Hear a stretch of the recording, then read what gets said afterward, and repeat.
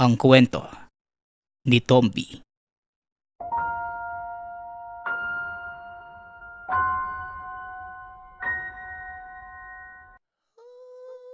Ang kwentong ito ay mula sa isa nating kabayan na itago na lang natin sa pangalang Davian. Walang eksaktong taon. San Jose, Mindoro. Ang bayan ng San Jose, Mindoro ay napuno ng kasaysayan. Ito ang kauna-unahang may malaking taniman ng tubo na pinamamahalaan noon ng mga Espanyol, maging mga Amerikano. Ayon kay Davian, ang mga ninuno niya ay isa sa mga trabahante dito. Malupit ang pamamahala ng mga banyaga. Maliit ang pasahod at kung minsan, hindi pa sinisweldohan ang mga tao. Wala namang magawa ang mga residente kung hindi magtiis na lamang dahil baka kung anong gawin ng mga ito. Ang tatay ng lolo ni Davian na itago na lang natin sa pangalang Bartolo. Naatasan itong mamahala pansamantala sa mga tauhan. May nagaganap noong kilusan ng mga rebelde upang sugpuin ang mga banyaga. Kaya mula noon, naging masaya na ang mga trabahante dahil napakabuting tao ni Bartolo. Hindi ito naging mapagmataas. Sa halip, itinuring niya ang mga kasama kagaya ng dati. Hanggang sa may isang lalaki noon na itago na lang natin sa pangalang Alomar. Isang binata na bigla na lang sumulpot sa lugar at nagtrabaho sa asyenda. Napakatahimik ng taong ito. Hindi alintana ang init ng panahon kung magtrabaho at hindi din nagrereklamo maski hindi pa pasweldohan. Marami ang nagtataka sa mga kinikilos ni Alomar. At isa na dito si Bartolo. Sobrang misteryoso nito. At kung makatitig ay tila papatay ng tao. Isang araw, kasagsagan ito ng malakas na pag-ulan. Lahat ng mga trabahante ay patuloy sa ginagawa sa malaking hasyenda. Nang mga panahong to, pagpupunla ang ginagawa ng mga tao. Ito ang tamang pagkakataong magtanim. Dahil bukod sa basa ang lupa, magiging malusog din ang mga punla. Nag-iisa lamang noon si Alomar sa isang bloke ng lupain sa unahan. Isang malawak na patagan na ang gilid ay mga kakasibol pa lamang ng mga tubo. Nagtataka noon ang mga tao kung bakit naroon si Alomar, samantalang hindi naman naihanda ang lupain para mataniman. May kung ano itong ginagawa na tila kinakalkal ang lupa. Samantalang si Bartolo naman, hindi na nakatiis. Lumapit ito sa pwesto ni Alomar upang punahin. Subalit nang makalapit sa binata, nanlaki ang mga mata ni Bartolo. Dahil ibang-iba ang itsura ni Alomar. Buhaghag ang buhok kahit basa ng ulan. Tapos sobrang itim pa ng mga mata. Hindi nakapagsalita si Bartolo. Umatras ng bahagya at biglang tumayo si Alomar. Ang sabi ng binata, kung anumang nakita niya ay huwag ipagsasabi sa iba. Medyo gumaan ang pakiramdam ni Bartolo. Diretsahan niyang sinabihan si Alomar na isa itong aswang. Tumango naman ang binata. Lumapit ito kay Bartolo at unti-unting nagbabalik sa normal ang itsura.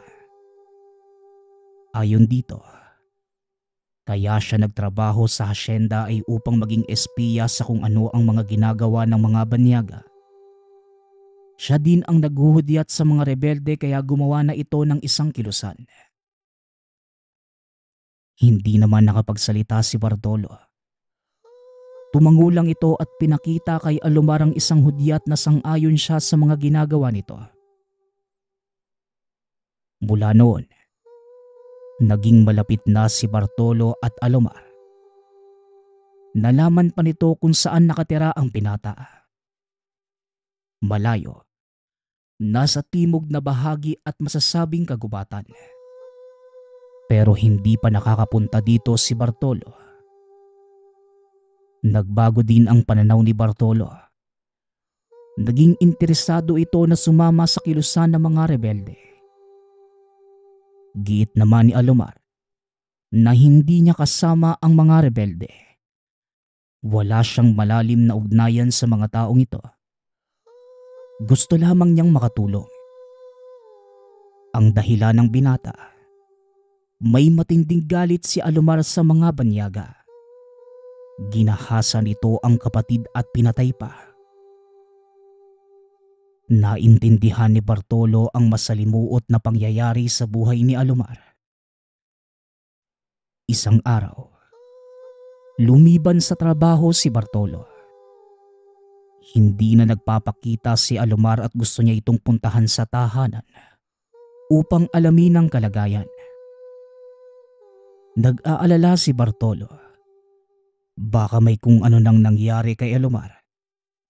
Lalo't naging agresibo na nga ang mga banyaga ng mga sandaling yon. Nasupilin ang mga rebelde. Kahit hindi alam ni Bartolo ang mismong lugar, nagpatuloy lamang ito sa paglalakad patimog hanggang sa may nadaan ng mga kabahayan. Nagtatanong-tanong ito sa mga residenteng nakatira. Subalit ni isa sa mga ito, hindi nila kilala si Alomar. Hanggang sa nagpatuloy lamang siya sa paglalakad at nakarating sa isang napakalawak na kagubatan. Nang mga sandaling yon, nababalot ang lugar na makapal na hamog. Nagdadalawang isip si Bartolo na ituloy ang paghahanap kay Alomar dahil kinikilabutan siya sa mga kakaibang huni mula sa kagubatan. Katulad na lamang ng may umuungol pero gasgas. May tunog butike na tila sobrang laki at isama pa dyan ang mga nakakairitang huni ng mga kuliglig. Pero nanaig pa rin ang kagustuhan ni Bartolo na malaman ang naging kalagayan ni Alomar. Napabuntong hininga ito at nagsimula muling maglakad. May maliit na daanan ng tao. Binaybay niya ito hanggang sa makarating sa loob ng kagubatan. Unti-unting nawawala yung pag-ungol. At ang bumabasag na lamang sa katahimikan ng lugar ay mga kuliglig. Ilang sandali pa, may napansin si Bartolo. Isang maitim na bagay na sumulpot bigla sa kanyang harapan at naglaho. Napahinto ito sa paglalakad hanggang sa nakarinig ng mahinang pagtawa. Kinabahan na si Bartolo ng mga sandaling yon. Marahan niyang binunot ang kalawit at hinanda ang sarili. Alam niya na isa itong aswang. Hanggang sa nakarinig na siya ng mga kaluskos. Nagbabali ang mga sanga. Tuyong dahon at nagmumula ito sa hindi malamang direksyon. Mabibilis pa at napakarami. Kita sa mukha ni Bartolo ang pagkataranta. Ilang sandali pa. May humila sa kamay niya. Sa gulat inambahan niya ito ng paghataw ng kalawit. Subalit ito pala si Alomar. Nakakunot ang muka habang hinaharang ang kamay. Sinabihan siya nito na lumikas na sa lugar dahil papatayin siya ng mga aswang na nakatira doon. Hindi naman kumibo si Bartolo. Sumunod na lamang ito ng lakad kay Alomar hanggang sa makalabas ng kagubatan. Ayon kay Alomar, hindi siya dapat pumasok sa loob ng gubat.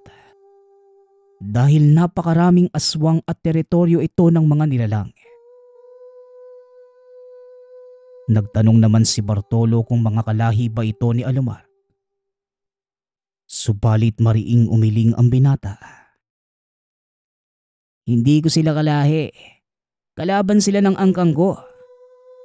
Sumunod ka sa akin ng lakad at bilisan nating makalis dito. Wika ni Alomar. Magtatanong pa sana si Bartolo subalit mabilis na naglakad si Alomar. Wala silang kibuang dalawa.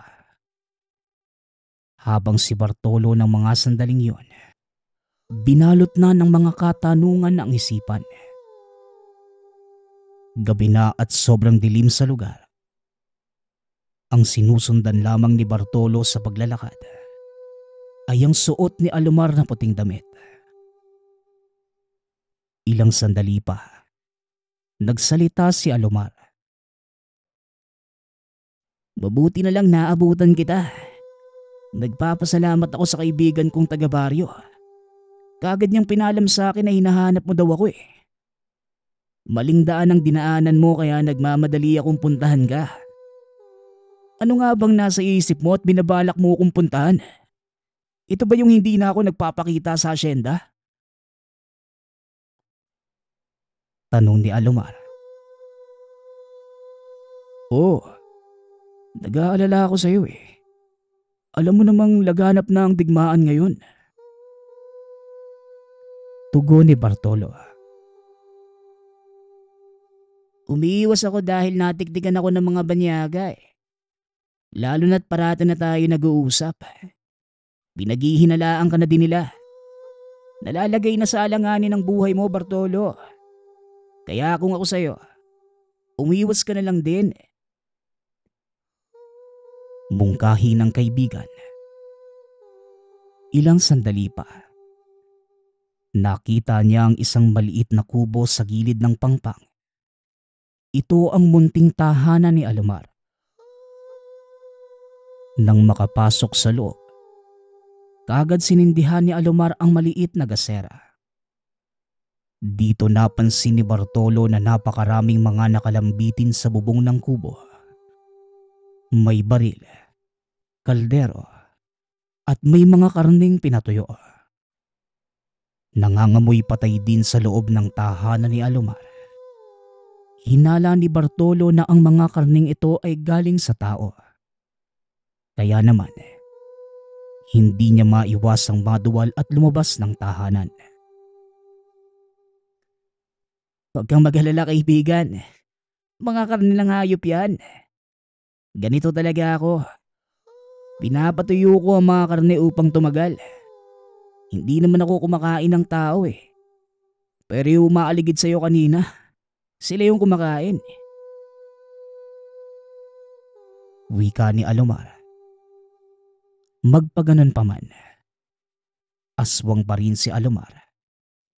At kahit sabihin itong hayop lang ang kinakain, pwede din itong kumain ng tao. Ilang sandali pa may inabot na bagay si Alomar kay Bartolo. Isa itong garapa na may lamang langis at kulay itim.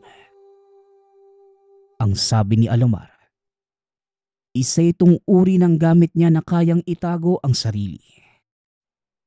Ang tawag dito ay pambulag. Sakaling may banta sa paligid, buksan mo lang yan at maglagay ka ng kahit kaunti kahit sa ang parte ng katawan mo. Maski aso, hindi ka mapapansin nun. Dagdag ni Alomar. Dahil sa pagod sa mahabang lakaran, kagad nagpahinga si Bartolo. Doon ito natulog sa gilid ng kubo. May nakusli doong malapad na tabla na pwedeng mahigaan. Samantala, sinabihan naman siya ni Alomar na maging alerto dahil hindi nila alam na may kalabang paparating. Namarkahan na si Bartolo ng mga aswang. Hindi imposibleng balikan siya ng mga ito para patayin. Lalo pat nalaman ni Bartolo kung saan sila nakatira. Hindi naman ako may bupa si Bartolo. Tumangulang ito at natulog.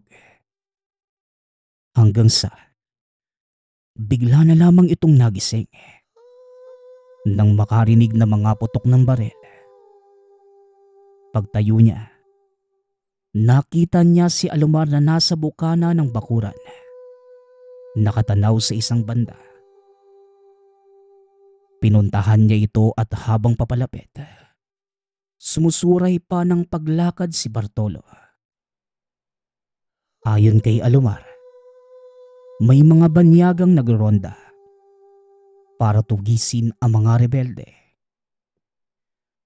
Nakarinig naman si Bartolo ng mga pagkahol ng aso. Batid niyang totoo ang sinasabi ni Alomar. Kapag rumoronda ang mga banyaga ay nagdadala ito ng mga aso. Hanggang sa naghudyat na ng tangos si Alomar. Sinabihan si Bartolo na lumikas na ng lugar. Walang sabi-sabi na kagad kumilos ang dalawa. Kinuha ni Bartolo ang baril sa loob ng tahanan. Habang si Alomar naman, nagmamadali itong iligpit ang mga pinatuyong karne at iba pa. Ilang sandali lang, may itinurong direksyon si Alomar. Doon sila pupunta. Tumango naman si Bartolo at ayun na nga ang nangyari. Mabilis silang naglakad. At nang makalayo ay sumaglit ng tingin si Alomar sa likuran. Hanggang sa nakapansin ito na may sumusunod. Nagpapalipat-lipat ng pwesto maitim na bagay at mabilis. Dalian natin. Yawa na. May mga aswang pang sumabay. Wika ni Alomar. Hanggang sa makarating sila sa tuktok ng bundok. Tanaw mula dito ang nagliliyaban ng mga bahay na sinusunog ng mga banyaga. Ilang sandali pa, biglang naging seryoso ang mukha ni Alomar. Naglakad ito papunta sa damuhan at may tinurong direksyon. Ano bang problema nyo? Tataluhin niyo ba ako?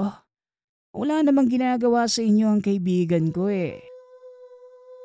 Wika ni Alomar. Hanggang sa ilang sandali pa, may lumitaw doon sa damuhan at kitang-kita ni Bartolo kung ano ito. Isang napakapangit na nilalang. Mapula ang mga mata at nanlilisik. Umabante ito ng lakad palapit kay Alomar. Hindi naman gumagalaw ang binata. Biglang nagbago ang itsura nito. Nagsitayuan ang mga buhok na tila alambre. Humaba ang mga kamay at humahangos.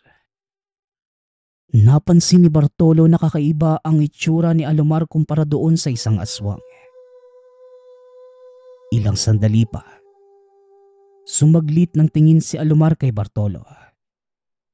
Hinudyatan niya na lumikas na sa lugar. Subalit bigla na lamang sinunggaban si Alomar ng isang aswang. Kitang-kita ni Bartolo kung papaano magbuno ang dalawa sa lupa. Tila mga asong galit, nagkakalmutan at nagkakagatan. Hanggang sa hindi na natiis ni Bartolo, nakadagan na ang isang aswang kay Alomar. Paulit-ulit na kinakalmot ang katawan nito. Kaya naman, binunot ni Bartolo ang kalawit at kagad pinuntahan ng aswang. Hinila niya ang buhok nito at mabilis na hiniwa ang leeg. Hanggang sa mapugutan ng ulo. Natulala naman si Alomar nang makita ang ginawa ni Bartolo. Para itong matador at napakabagsik pa ng itsura. Tila nakulangan pa ito sa ginawa. Binaday ko na lang kesa maunahan ka pa eh. Bungad ni Bartolo. Napapikit pa ang mga mata nito dahil napuno ng dugo ang muka. Hanggang sa tumayo na si Alomar. unti-unti itong nagbabalik sa anyong tao. May tinuro pa itong direksyon. Sinabing may iba pang mga aswang sa paligid. Nag-aantay lang na magkaroon ng pagkakataong umatake. Ano kayang problema ng mga ito? Bakit parang gusto nilang patayin pati ako eh? Akala ko ikaw ang sadya eh. Ako pala ang sadya ng mga yan. Wika ni Alomar. Pwe, pwe. Baka may kinalaman dito ang mga kalabang banyaga. Hindi kaya may koneksyon ito sa kanila?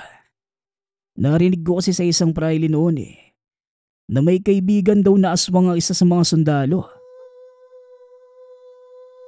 Paliwanag ni Bartolo. Hindi kagad nakapagsalita si Alomar. Tumitig ito sa mga mata ni Bartolo at kita ang malalim na iniisip. Maaring tama ka dyan.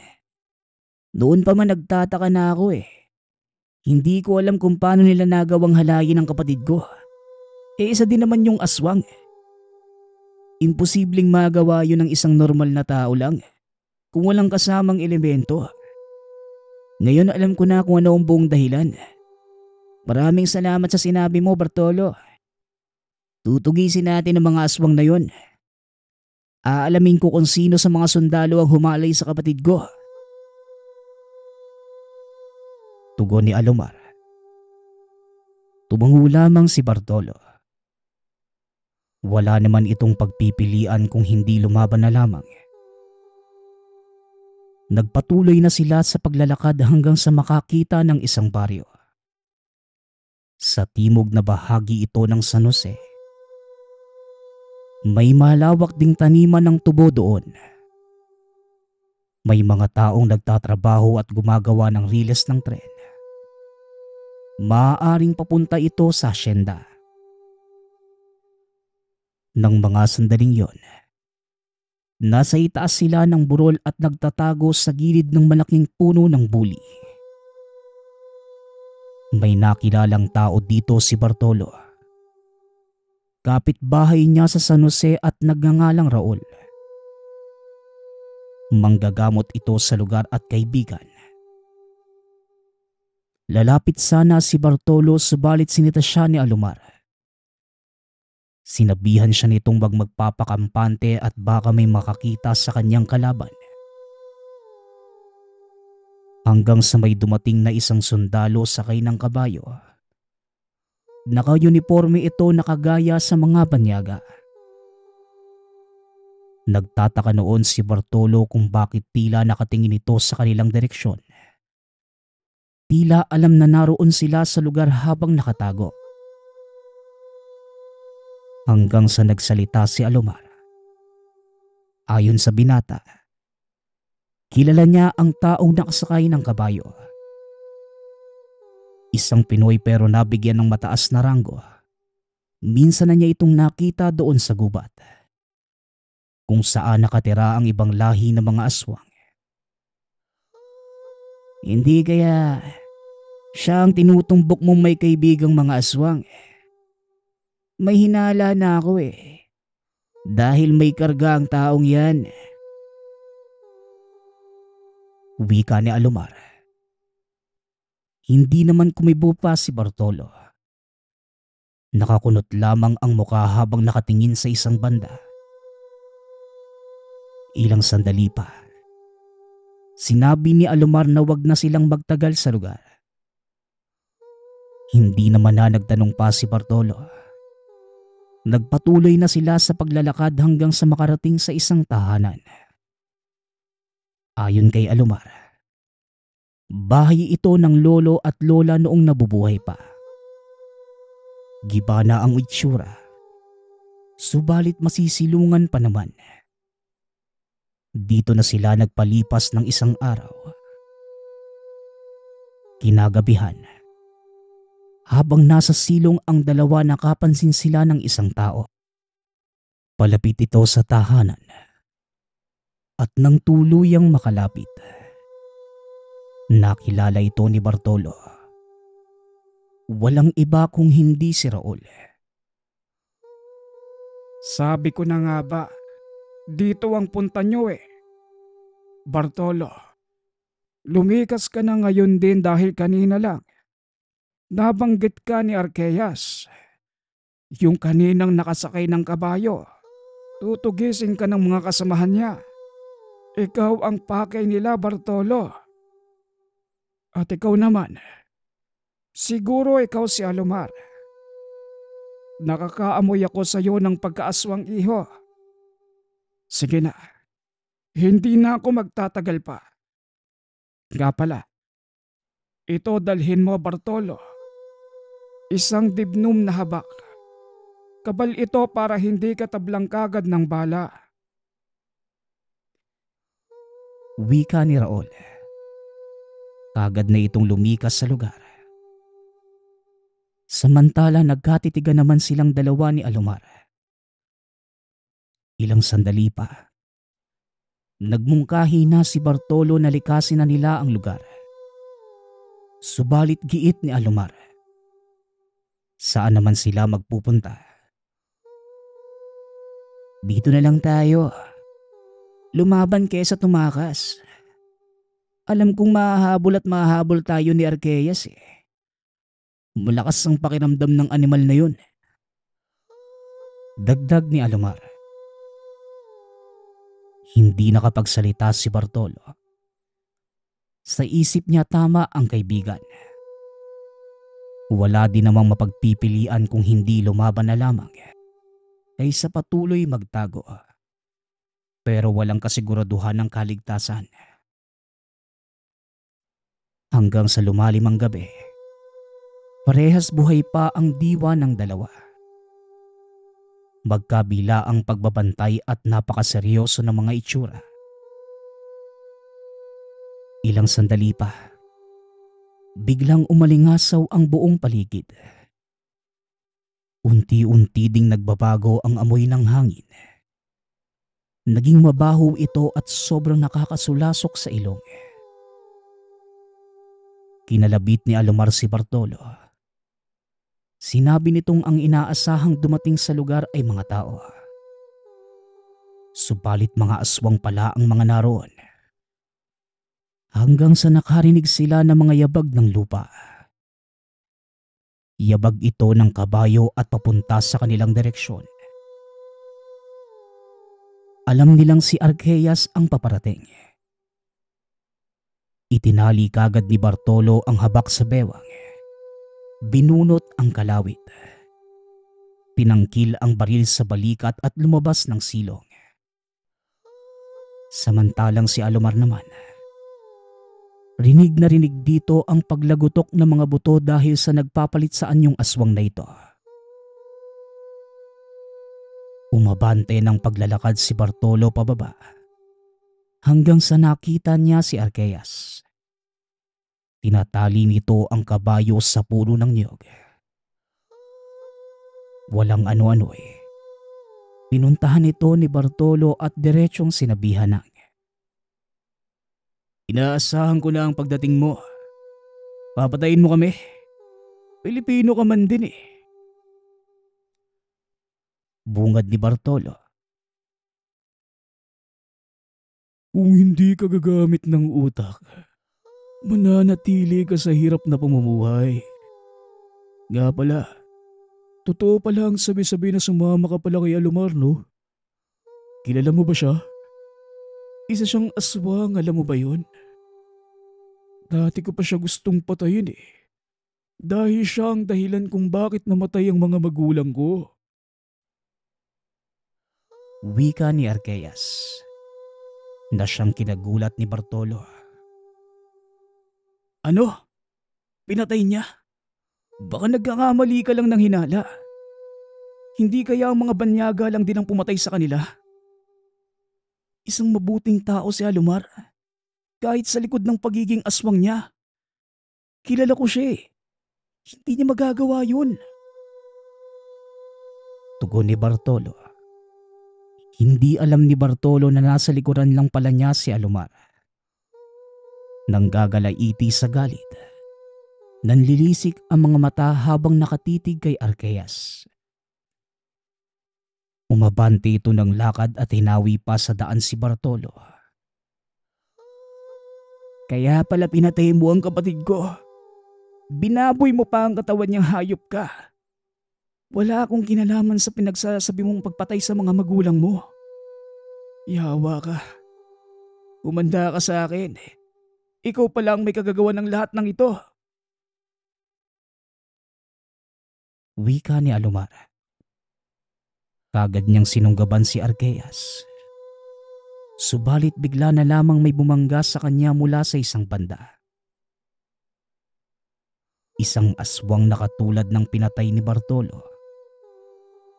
Nawalan ng balanse si Alomar at nalaglag ito sa bangin.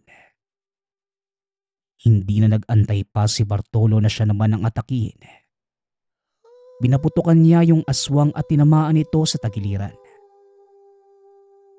Samantala, sa hindi malamang dahilan bigla na lamang naglaho si Arkeas. Tumingin pa sa buong paligid si Bartolo. Hanggang sa isang putok ang umalingaw-ngaw at nakaramdam si Bartolo ng pagsakit sa balikat. Paglingon niya sa likuran, naroon si Arkeas. Nakatutok sa kanya ang hawak na baril. Nakangiti pa ito na tila tuwang-tuwa sa nakikita. Magpaganon pa man, hindi ito tumalab dahil sa kabal mula sa habak na bigay ni Raul. Marahang naglakad si Bartolo palapit kay Arkeas. Subalit biglang may sumunggab sa kalaban mula sa likuran. Naroon si Alomar. Paulit-ulit na pinagkakalmot ang katawan ni Arkeas. Hanggang sa bumuka ang dibdib nito at bumulwak ang napakaraming dugo. Binunot pa ni Alomar ang ulo. Inangat at winasiwas. Ito ba? Ito ba ang nag-utos sa inyo na patayin ako? Sige. May interesado pa ba? Sige, lapit lang. Wika ni Alomar sa iba pang aswang na nakatago sa dilim. Subalit wala nang nagtangkapang lumapit. Isa-isa itong nagsilundagan palayo hanggang sa naglaho ang mga ito. Hindi pa nakontento si Alomar sa pagpatay kay Arkeas. Dinukot pa niya ang puso nito at sinubo sa bibig. Hindi naman kinaya ni Bartolo ang mga nakikita. Napapikit na lamang ito. Matapos yon, nanatiling magkasama si Alomar at Bartolo sa kagubatan. Hanggang sa nagkaroon ng asawa at mga anak. Ipinagpapasa-pasa ang kwentong ito hanggang sa kasalukuyang buhay na buhay pa ang alaala.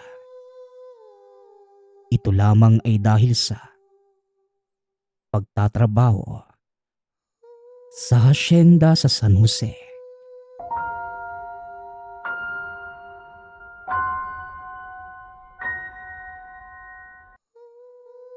Ang kwentong ito ay mula sa isa nating kabayan. Naitago na lang natin sa pangalang Ding. Walang eksaktong taon. Probinsya ng Palawan. Sa isang liblib sa may lungsod ng Palawan, naninirahan ang pamilya ni Ding. Kasama ang kakambal na si Dong at amang si Tatay Vicente. Simpleng namumuhay ang pamilya. Tanging pagsasaka lamang ang kinabubuhay ni Tatay Vicente para mabuhay silang mag-ama. Kahit na tila ba mahirap ang buhay, masaya naman ang mga ito sa piling ng isa't isa. Maagang pumanaw ang asawa ni Tatay Vicente dahil sa sakit na leukemia. At sa edad na 15, natutunan ng magkapatid na kambal na tumayo sa sariling mga paa ng magkasakit ang ama. Ang sakahan ni Tatay Vicente ay naibenta sa kaibigan upang may pagkakakitaan. Nagtrabaho sa bukirin ng kambal. Palagi nilang inaalagaan ng ama at iniiwan ng pagkain bago sila pumunta sa bukirin. Naawa naman si Tatay Vicente sa mga anak. Dahil bata pa lamang ang mga ito, nagtatrabaho na para kumita ng pera. Gayunpaman, wala naman siyang magawa dahil sa sakit sa puso. Naapektuhan na ang paglalakad ni Tatay Vicente ng atakihin ito, maging ang pagsasalita. Baga anak, pasensya na at naging pabigat ako patuloy sa inyo. Dapat ako ang gumagawa ng mga gawain na sa eskwelahan sana kayo ngayon. At nag-aaral, hindi nasa bukid para magtrabaho. Maluhaluhang wika ni Tatay Vicente. Pero ngumiti lamang ang kambal. Naku Doy, hindi mo naman po kasalanan na magkaroon ka ng karamdaman.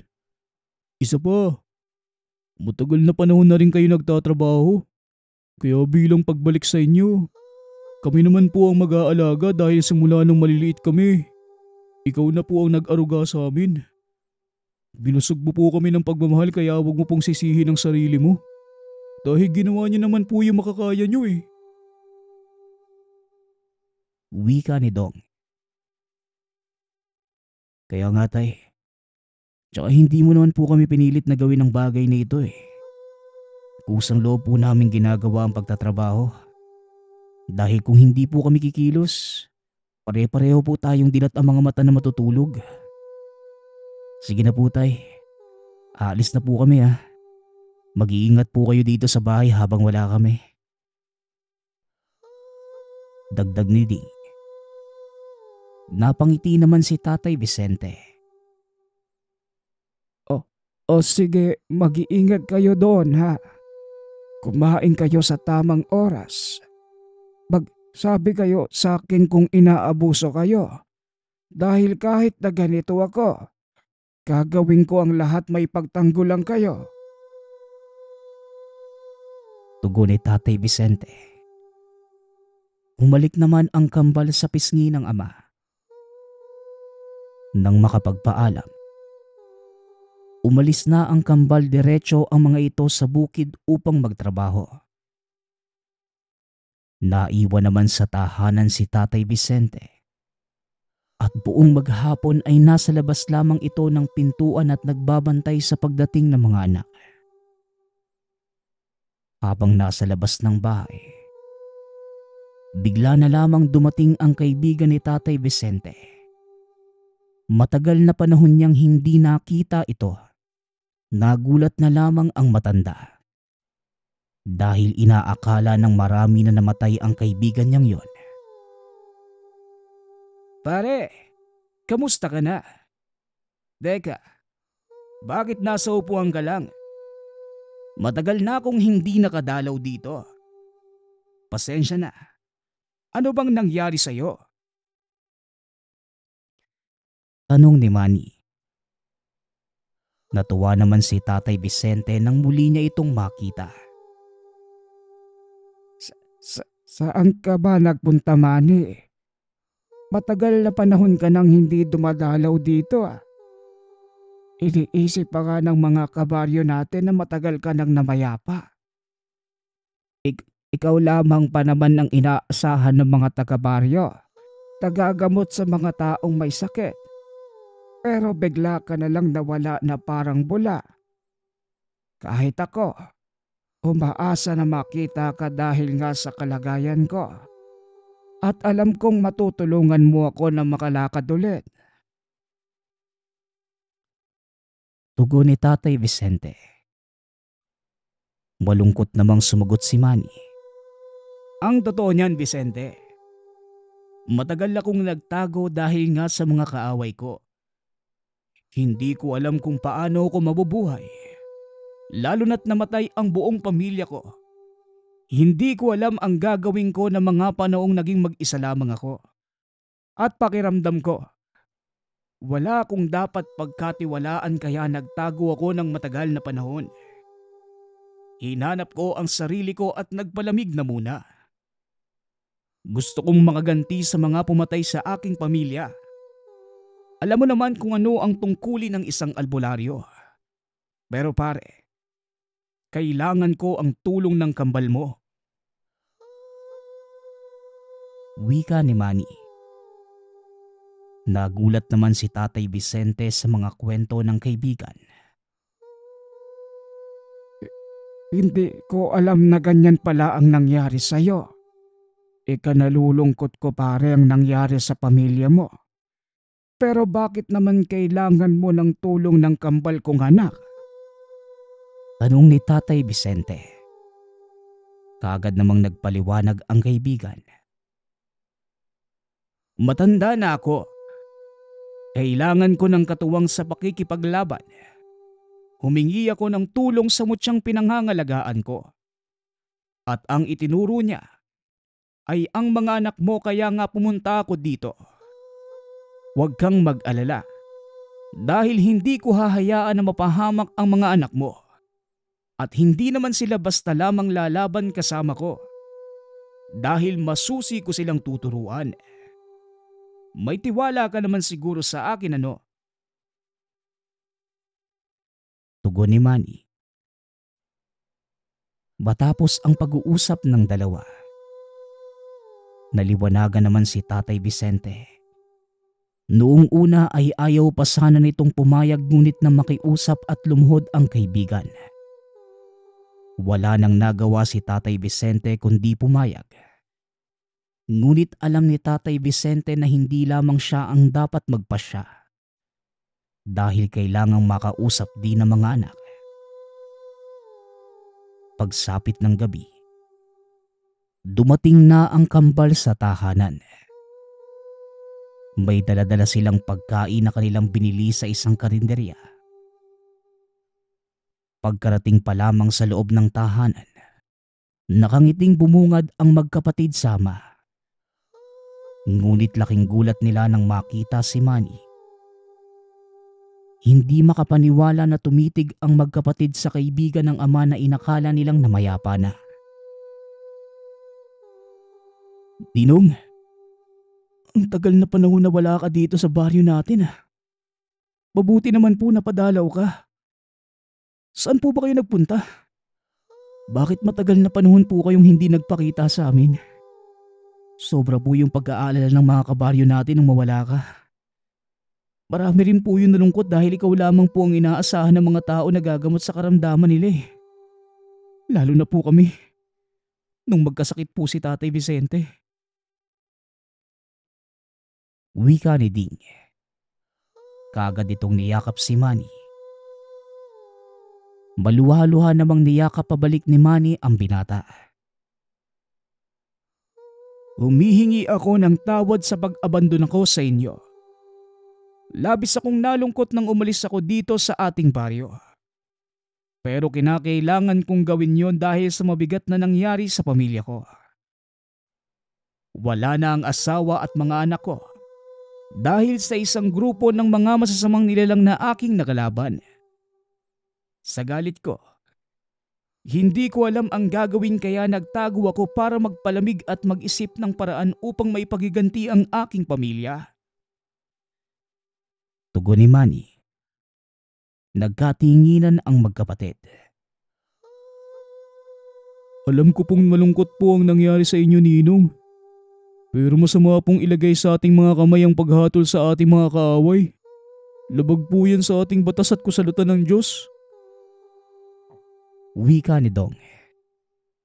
Nagulat naman si Manny sa narinig sa inaanak. Napangiti ito at tumingin sa kaibigan. Napalaki mo talaga ng maayos ang mga anak mo, pare. Masaya akong lumaki sila na may takot sa Diyos. Pero hindi dapat malambot ang kanilang puso dahil maaari sila palaging abusuhin ng ibang tao. Sa katunayan yan, kaya ako pumunta dito sa tahanan nyo dahil may pakay ako sa inyong dalawa. Tugon ni Manny. Napakunot ang noo ng magkapatid sabay tingin sa ama. Ano pong ibig niyo sabihin, Ninong? Ano naman po yung pakay mo sa amin ng kakambal ko? May kinalaman po ba ito sa paghihiganti mo? Tanong ni Ding. Napangiti naman ang lalaki. Tama nga ako ng desisyon na lumapit sa inyo. Matalino ka din. Samantalang ikaw naman dong. Malakas kaya swak kayo sa aking mga plano. Tama ka Ding. May kinalaman nga ang pagpunta ko dito sa aking paghihigante. Kayo ang tinuturo ng mutya na tutulong sa akin upang masugpo ko ang mga masasamang elemento kagaya ng aswang. Tugon ni Manny. Natahimik ang magkapatid. Ano po? Pero bakit naman po kami ang tutulong sa iyo para magtagumpay sa misyon mo? Wala naman po kaming karunungan tungkol sa pakikipaglaban eh. Lalo na sa mga bagay na maaaring panlaban sa mga nilalang ng kadiliman. Isa pa, hindi po kami masasamang tao. Hindi ko po kayang manakit ng kapwa. Pasensya na po pero hindi po kami makakapayag sa gusto niyo, Ninong. Wika ni Dong. Natahimik naman si Manny. Hindi na ito nagsalita pa at matapos na marinig ang tugon ng kambal. Kagad itong umalis ng walang pasabi. Hindi rin niya pinilit ang dalawa na tulungan siya sa plano. Matapos ang pag-uusap na yon, hindi na muling nagpakita pa si Manny sa pamilya. Ngunit palagi itong nagbibigay ng sulat sa kaibigan upang mangamusta. Hanggang sa isang gabi, pag-uwi nila Dong at Ding, nagulat sila nang makita na sugatan ng ama. Nagtataka ang kambal kung ano ang nangyari sa mahal nilang ama at kagad dinala sa pagamutan. Mabilis namang nakarating kay Manny ang mga nangyari, kaya kagad nitong dinalaw ang kaibigan. Nakita niya doon ang magkapatid. Binabasa ang isang liham na mula sa hindi nila kilala. Tila nakasaad sa papel kung kanino galing ang sulat na yon. Nang makita ng kambal ang presensya ni Manny, kaagad na payakap ang mga ito sa kanilang ninong. Ano ba ang nangyari? Bakit duguan ang tatay mo nung dumating kayo? Isa pa, ano ang liham na binabasa nyo? Baka malaman ko at matukoy kung kanino galing ang liham na yan. Wika ni Manny. Walang pag-aalinlangan na binigay ng dalawa ang liham na nakuha nila sa lapag ng bahay nang makita ang amang sugatan. Masusing binasa ni Manny ang liham. Nakasaad ang pagbabanta kung hindi magpapakita ang kambal sa taong nakasaad sa liham. Nanlaki ang mga mata ni Manny nang mabasa kung sino ang kailangan nakitain ng dalawa. Nabitawan pa nito ang hawak na papel. Kaya nagtaka na ang kambal. Ano po bang nabasa mo, Ninong? Hindi pa po namin tapos basahin yan nung dumating ka eh. Bakit parang namutla po yung mukha mo? Tanong ni Ding. Napaupo na lamang si Manny. Ang liham na ito ay mula sa aking kaaway na umubos sa pamilya ko. Nakasaad dito, nais niyang makita kayo pero wag kayong pupunta doon. Dahil alam kong delikado lalo na't wala kayong alam kung gaano kalakas si Carl. Hindi pa kayo handa upang harapin siya. Sa ngayon, wala kayong dapat gawin kundi ang sumama sa akin. Dadalhin din natin ang tatay nyo. Nang mabigyan ko siya ng proteksyon laban sa kasamaan.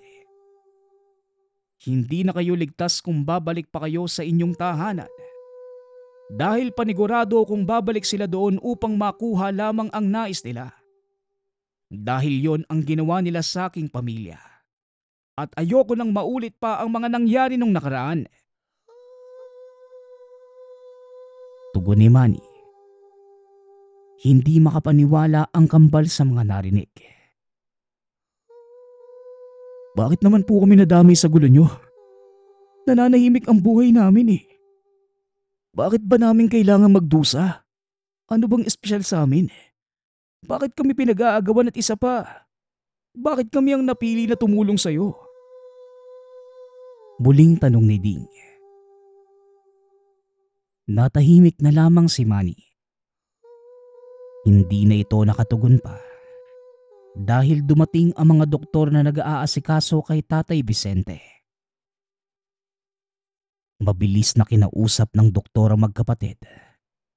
Nalaman nila na maayos lamang ang ama. Nailapat na sa maayos na silid. Hindi naman umalis sa tabi ng magkapatid si Manny. Alam niya na anumang oras, maaaring sumugod ang mga kaaway. Ayaw niyang mapahamak ang mag-aama ng dahil sa kanya. Nang makalabas sa pagamutan si Tatay Vicente, pumayag ito na tumuloy na lamang sa tahanan ng kaibigan. Hindi pa ito nakakapagsalita, kaya hindi alam ng kambal kung ano ang tunay na nangyari sa ama. Gumawa naman ng paraan si Manny upang matulungan ang kaibigan na makabalik sa dati nitong lakas. Hanggang sa isang araw, binigyan ni Manny ng herbal na gamot si Tatay Vicente. At makalipas ang isang linggo, nakapagsalita na ito at himalang nakapaglakad. Labis ang sayang naramdaman ng magkapatid dahil sa himalang nangyari. Pero alam nila na may kinalaman si Manny sa nangyaring kakaiba sa ama. Kaya nagpasya na ang mga ito na tulungan si Manny sa paghihiganti sa pamilya upang matahimik na din ang kanilang mga buhay, maging ng kanilang mga kabaryo. Nagsimulang mag-ensayo ang kambal at walang pinalampas na oras. Habang tumatagal na natututo ang mga ito ay nasisihan sila sa mga kaalaman na kanilang natututunan. Hindi nagrereklamo ang mga ito. Determinadong matuto na siyang ikinatuwa naman ni Manny. Alam ng matanda na hindi magiging madali ang lahat. Lalo na't mga baguhan pa lamang ang magkapatid, ngunit ang hindi niya alam, may angking taglay na kakayahan ng kambal. Kaya ang mga ito ang napili ng mutya na pinangangalagaan. Makalipas ang mahigit isang buwan na pag-iensayo, natutunan ng magkapatid ang mga kakaibang teknik sa pakikipaglaban sa mga iba't ibang nilalang. Natuto rin ang mga ito kung paano gumamit ng mga ritual at mahika na ilan lamang ang nakakaalam. Tuwang-tuwa naman si Tatay Vicente na makitang masaya sa kanilang ginagawa ang mga anak. Naging pamilya naman ang turing ng mag-aama kay Manny. Naging masaya rin ang lalaki sa presensya ng mag-aama. Natutuwa rin itong makita ang mga inaanak na masaya sa ginagawa. Bagamat hindi naging madali ang lahat, ngunit sa huli, natuto ng gusto ang kambal. Kahit na sa maikling panahon lamang. Nang dahil sa determinasyon ng mga ito, nagawa nilang matutunan ang mga bagay na kailanman hindi nila naisip na kanilang pag-aaralan. Matapos ang pagsasanay, handa na ang kambal, ngunit hindi pa sila sumusugod sa kuta ng kalaban. Ipinagkakatiwala ko na sa iyo ang mga anak ko, Manny. Sana hindi mo sila pabayaan gaya ng pinangako mo. Mga anak, iganti niyo ko sa mga nilalang na walang awang pinahirapan ako. Wika ni Tatay Vicente.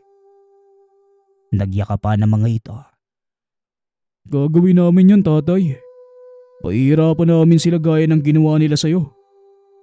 Pero Ninong, kailan tayo susugod sa kanila? Handa na kami ni Ding na makaharap sila eh.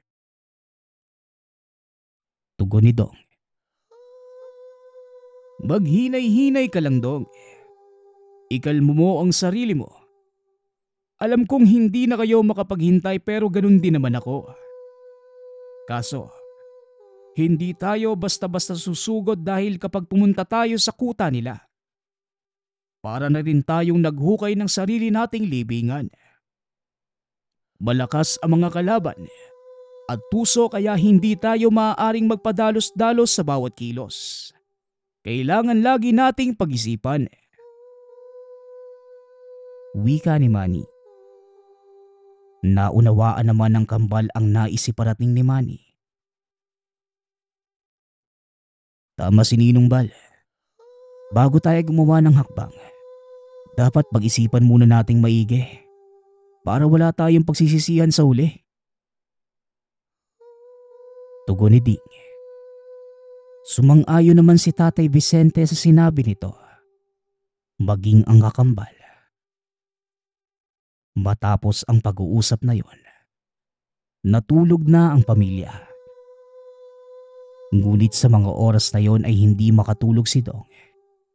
Ganon din si Manny kaya nag-usap ang dalawa sa labas ng tahanan. Bakit gising ka pa? Malamok dito sa labas. At isa pa, oras na ng gabi. Bakit nandito ko pa sa labas ng bahay? Tanong ni Manny. Napayuko na lamang si Dong. Hindi po kasi ako makatulog eh. Pero parang ayaw pumikit ng mga mata ko. Ewan ko ba? Pero pakiramdam ko, hindi ako mapakali. Tugon ni Dong.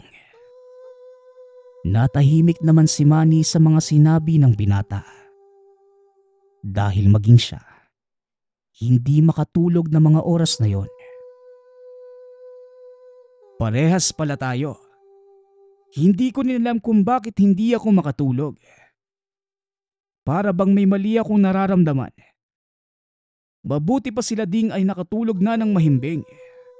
Samantalang tayo dito, nakatulala pa rin. Wika ni Manny. Parehas napatingin sa madilim na paligid ang dalawa. Ilang sandali lang ang lumipas ay bigla na lamang nakita ni Dong na tila ba may nagmamasid sa kanila mula sa kakahuyan. Kaya napatayo ang binata at laking gulat niya. Dahil nauna na pala sa kanyang pumunta doon si Manny. Kaagad namang sumunod si Dong at nakita si Manny na hawak ang isang lalaki. Sino siya? Ano ginagawa niya dito sa bahay mo? Bakit para nagmamasid siya sa atin? Kaaway ba natin yan o kakampi? Tanong ni Dong. Isa siyang kaaway. Alagad dito ni Carl. Alam ko na pinadala siya dito upang alamin ang ating mga hakbang na gagawin. Kaya dapat napaslangin na natin siya. Tugon ni Manny. Kaagad na kinuha ang balisong na palagi niyang dala. Gigilitan na sana ng leeg ni Manny ang lalaki. Ngunit biglang nagsalita si Dong. Huwag mo muna siyang paslangin. Magagamit natin siya para makakuha ng impormasyon tungkol sa ating kalaban. Panigurado ko, anumang oras susugod na dito ang kampo nila Carl. Kapag nilaman nila na hindi pa nakakauwi ang alagad nila. Talaga namang tuso ang mga aswang oh. Pero mas tuso ko kaysa sa kanila. Wika ni Dong. Napangiti naman si Manny. Matapos mahuli ang aswang, dinala nila ito sa isang kulungan at doon ginapos. Gumawa rin ng ritual si Manny upang hindi makatakas ang nilalang na yon. Dahil tama si Dong. Magagamit nila ito upang makakuha ng impormasyon. Nagising naman si Tatay Vicente at Ding nang marinig ang ingay mula sa labas na mula sa aswang na panay ang sigaw. Ano bang meron? Bakit parang ang ingay? May nangyari bang masama at sino itong bihag niyo? Tanong ni Tatay Vicente habang papungas-pungas pa ang mga mata. Isa yung alagad ni Carl. Magagamit natin siya para makakuha ng impormasyon laban sa mga kaaway. Nahuli namin nagmamasid doon sa labas kanina eh. Panigurado, utos sa kanya to ng amo niya. Tugon ni Dong. Kagad namang naliwanagan sila Tatay Vicente. Ilang sandali pa ang lumipas. Kagad nagsalita ang lalaki. Ano mang oras? Susugod na dito ang aming pinuno. Sisiguraduhin niya na mauubos kayo. Wala siyang ititira na kahit sinong buhay. Hindi na sana kayo nag-abala pang hulihin ako at ipitin dito. Dahil hindi rin naman ako magsasalita eh. Mas nanaisin ko pang mapatay na lamang kaysa magtaksil sa aking pinuno. Wika ng lalaki. Galit na galit si Ding. Mabilis na hinubad ang San Benito na suot at nilagay yon sa noo ng aswang. Napasigaw sa sakit ang nilalang na tila sobrang nasaktan. Para bang sinusunog ang katawan. Dahil sa ginagawa ng binata pero mabilis itong inawat ni Dong. Kumalma ka muna, Ding. Huwag kang papadala sa mga sinasabi niya. Ginagamit ka lang niya para paslangin mo siya kaagad. Pero may iba akong paraan para mapagsalita ang aswang na yan eh. Wika ni Dong. May kung anong binulong ito sa hangin na hindi naman nadinig ng mga kasama. Ilang sandali pa ang lumipas ay bigla na lamang nagpupumiglas ang aswang.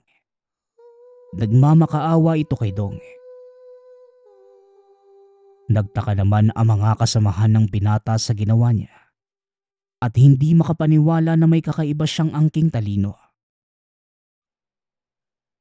Tigilan mo na ang ginagawa mo sa akin.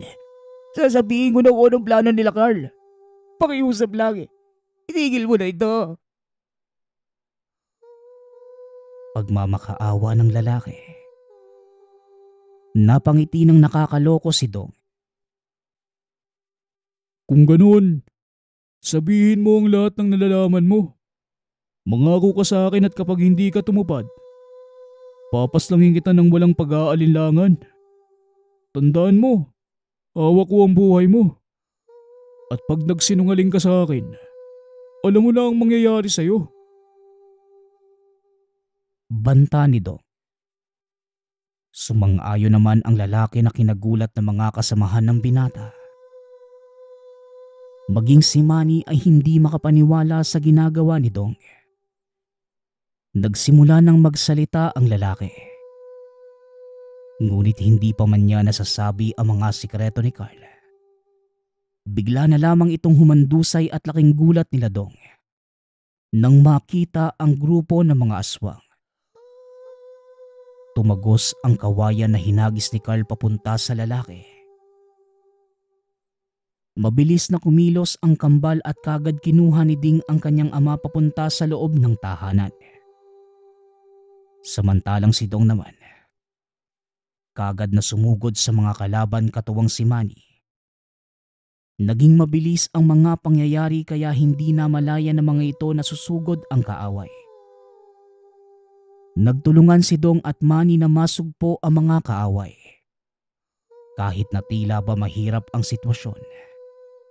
Dahil dalawa lamang sila ng mga oras na yon. Ngunit hindi nawala ng pag-asa ang mga ito. Nagpatuloy lamang sila sa pakikipaglaban sa mga nilalang. At unti-unti nang nababawasan ang mga ito na siyang kinagulat ni Carl. Hindi makapaniwala ang pinuno ng mga aswang na nagawang talunin ng dalawa ang kanyang mga kasama. Galit na galit sumugod sa mga ito si Carl. Sinagawan pa ang mga kasamahang natira. Mga inutil kayo! Wala kayong mga silbi! Dalawa lang sila pero naungasan pa kayo. Puro yabang lang kasi ang alam ninyo eh. Hindi niyo naman kayang gawin ang mga pinag-uutos ko. Sigaw ni Carl. Galit na galit ito sa mga alagad. Kagad na binunot ni Carl ang nakatusok na kawayan sa alagad. Ginamit na yung panlaban sa dalawang ngunit hindi naman papatalo sila Dong. Determinado silang manalo laban sa kasamaan. At isa pa, matagal na panahon din nilang pinaghandaan ang paghaharap na yon. Matapos namang maitago ni Ding ang ama, kaagad na bumalik sa kakambal ang binata at kaagad tumulong sa pakikipaglaban sa mga aswang. Hindi makapaniwala si Carl nang makita niya ang kambal na handang lumaban sa kanya. Gayunpaman, hindi nagpadaig ang nilalang na yon dahil nais niyang mapaslang ang mga ito. Upang wala nang hahadlang pa sa plano niya na mapasakamay ang buong baryo. Doon muling nagsimula ang madugong labanan. Laban sa mga kampo ng kadiliman. Laban sa kabutihan. Naging abala ang tatlo sa pakikipaglaban. Ngunit hindi napansin ng kambal na pasugod na pala si Carl kay Ding. Ngunit nakita ito ni Manny. Mabilis na kumilos si Carl palapit sa binata. Inihagis nito ang matulis na kawayan na merong lason. Ngunit niyakap ni Manny ang inaanak at siya ang sumalo sa kawayan. Napahandusay ito sa lapag at tumagos ang kawayan sa harapan nito. Na dahilan kaya nasugatan ng bahagya si Ding. Galit na galit si Dong nang makita na sugatan si Manny, maging ang kakambal. Gamit ang mga natutunang ritual, pinahirapan niya ang kalaban at napuluhod na lamang sa sakit si Carl at nangisay. Nang makitang nangihina na ang kalaban, kaagad na hinubad ni Dong ang hawak na sanbenito. Inilagay ito sa leeg ni Carl hanggang sa mawalan ito ng buhay. Ngunit hindi pa nakontento si Dong. Gamit ang balisong ni Manny ay pinugot ni Dong ang ulo ni Carl. At doon nagwakas ang buhay ng kalaban. Naluluhang lumapit ang binata sa kakambal maging kay Manny. Naging maayos naman ang kalagayan ni Ding. Ngunit nang pulsuhan nila ang kanilang ninong ay wala na itong buhay. Nagwakas man ang buhay ni Manny sa labanang iyon. Ngunit nagtagumpay sila sa kanilang misyon. Bukod sa naipagiganti nila ang pamilya ni Manny. Naibalik ang katahimikan sa buong baryo. Ipinagpatuloy ng kambal ang kanilang natutunan mula sa ninong. Dahil sa kanilang pagtulong sa mga tao sa baryo. Labis ang pasasalamat ng mga ito. At binansagan silang kambal na manunugis ng aswang.